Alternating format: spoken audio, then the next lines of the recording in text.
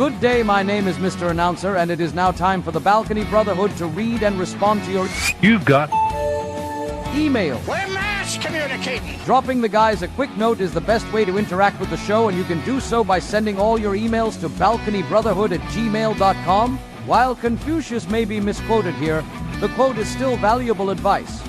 The man who asks a stupid question is a fool for a minute. The man who does not ask a stupid question is a fool for life. Gentlemen, it is time to read your emails. Thank you, Mr. Announcer. It is, in fact, that time of the week again, another email episode of the Balcony Brotherhood. I am one of your hosts, Tanner Blackart. I'm joined by Paul Drake, and I just want to get right into it this morning. Mr. Drake, by all means, you got the first email. Hey, this email reads, Brotherhood, way to go on the movie episode. I really enjoyed hearing your choices and the reasoning behind them. I wanted to add on to your list with a couple of other good man movies in Donnie Brasco and Animal House. Your affection for mob movies and classic comedies inspired me to write in. Can't wait to hear what's next. Signed, Frank in Cheyenne, Wyoming. Thanks, Frank, for being, well, frank about our movie episode. We sure do enjoy all things La Cosa Nostra and comedies that portray life where we can laugh at ourselves and situations we've been in. Tanner, what are your thoughts about it? Well, puns aside, Donnie Brasco is a great movie. I'm going to have to turn that into one of my airplane movies. But ultimately, I'm proud of our movie episode. I had dinner with my sister the other night, and she sarcastically said, thanks for including The Hangover and maybe even American Pie. Something a little bit more modern would have been nice. You know, little sisters, you just want to sit them in the corner and not let them out. But no, I mean, I did explain that as a Gen Xer, those are the kinds of movies I'm going to go to. This new stuff, I don't know. There's some good stuff that has come out, but there's some real garbage that Hollywood's been putting out lately. Hey, there's another email that reads, Dear Balcony Dudes, my counselor told me about your show and suggested that I listen to the episode entitled, Hello Darkness, My Old Friend. I am now a follower of your show. As I was listening to the episode on iHeartRadio, I felt like you were actually talking about me and my mental health journey. If there are any brothers out there who need some help with life, please reach out to someone who can assist you through the fog that you're going through. Thanks again, signed Gus from Ligonier, Pennsylvania. Gus, we really appreciate you taking the time to share your opinion and promote good mental health. Life is not fair and easy all the time, and needing help to get through it should not be disregarded. Mr. Blackart, would you like to add any thoughts to this? Absolutely, I would. I was driving the other night, and I was listening to talk radio like I normally do, and there's a national host that had come out, and I'd never heard this show before, and he said that he'd served with someone in Afghanistan, and unfortunately his battle buddy wound up taking his own life because he couldn't fight the demons that he was facing every day mentally. And all I can do is encourage anyone that listens to this podcast and listens specifically to Hello Darkness, My Old Friend, to really reach out and get help if they need to. And it's hard to gauge when you need to, but you can always look yourself in the mirror and go, okay, something's not right. Let me make a phone call. Let me talk to somebody. There's plenty of people that are willing to listen. And at the very least, you can email this show, balconybrotherhood@gmail.com, and we will do what we can to help you, because my fellow brothers out there, too much of this is happening, and we really need to stick together to help try to prevent this from happening even more. Number 3. Hey, I have another email here. It reads, Dear Brothers, I am a recent high school graduate who is taking time before starting higher education. To be honest with you, I'm not even sure if college is the right thing for me, but so many of my family went on to college and on to successful careers. What if I choose a different path? Signed, Henry from Jersey City, New Jersey. Well, Henry, I'm sure that you've heard that traditional college is the only way to make a good living in today's world, especially from family members who took that route. Believe you me, college is not for everyone. There are opportunities in the service industry such as HVAC, plumbing, electrician, and so many more. Trade schools are producing ready-to-go professionals in often shorter times than the traditional four-year college, and that the wages these grads are making is just extremely lucrative. It's just a choice of what you want to think is going to be right for you. What are your thoughts, Mr. Blackheart? The topic of college in my house is a very volatile topic. And I only say that because of how I grew up. I grew up and I was taught that a man should be looked at for his work ethic, his knowledge, his ability to get the job done, and whether or not he has a piece of paper shouldn't matter. I truly wholeheartedly believe that. I personally went back to college 4 different times before I finished my degree.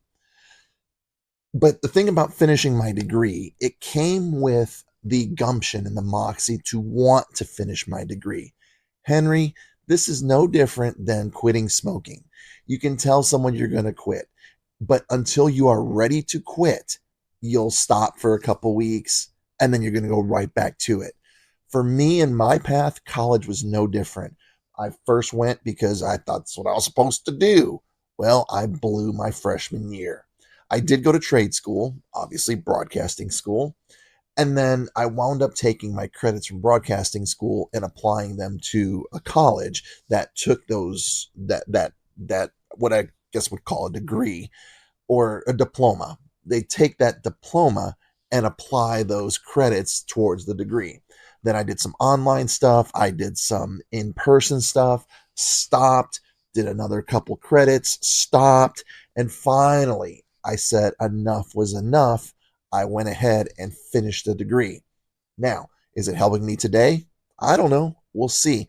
But what a degree does, it tells a prospective employer, and yes, I'm pulling this straight from King of Tulsa. It tells a prospective employer that you could commit to 4 years of doing one thing and starting it and finishing it. That's what a degree does for you, Henry. So you have to make that choice whether or not you are willing to make that choice for yourself. If you do, great. You're going to probably find the path a little bit easier. If you don't, great. You know what? Because you're going to do what you want to do and try to find that niche in your life.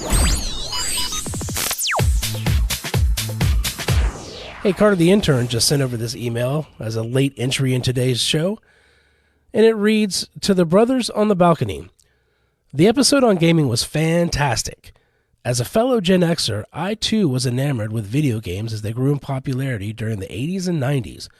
I enjoyed your guest interview and his vast insight into gaming.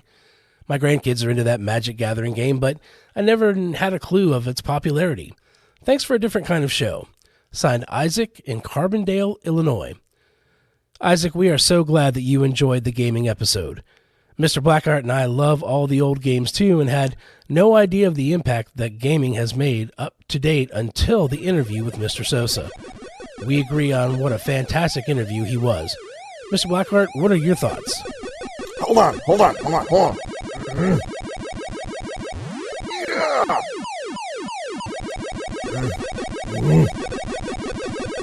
Damn it! Okay. Yeah, sorry. Magic the Gathering. My sister and her husband, they play that game at Thanksgiving every year, and it's just so complicated. I much prefer games like this. Go Pac-Man or Q*bert or Pitfall or insert your favorite 80s game here. But still, it was fun to go down memory lane. I'm glad a fellow Gen Xer heard it. And yeah, I am all about the whole thing what you were saying earlier about not really understanding Magic. But one day I think that either my sister or my son will try to teach me, and I'll look at him and go, stay off my lawn. I'm just not into it. You got mail. Oh, another email just came in. Let's see. Uh-oh. I'm not sure that I want to read this. All right. Follow up to Tim, who poops on Company's Time's email from a couple weeks ago. This is Tim's brother. Willie G can bring the partner of his choosing, and we can make it a tag team match. However, he should be advised that we grew up in the WWF Attitude Era, so we fight dirty. Daniel from New Albany. Oh boy. I have no idea. I mean, I feel like, I know we talked about a pay-per-view thing, but oh boy. We are starting a beef? Is that I'm not sure that we're looking to do that. So I'm going to go ahead and switch gears. Mr. Drake, why don't you go ahead and read the birthdays?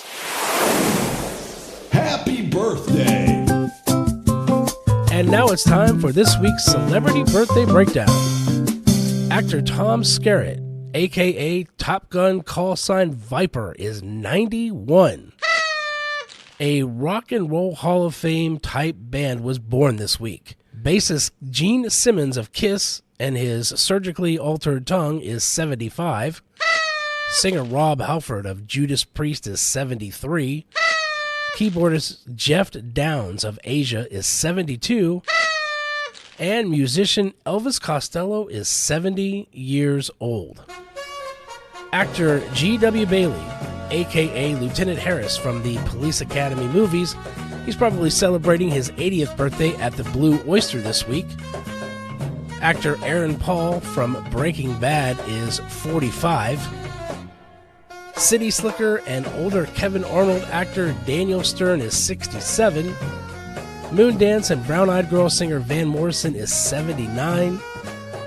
Gen X hottie Debbie Gibson is 54. And finally, our own Tanner Blackheart. He is... Oh, hell no!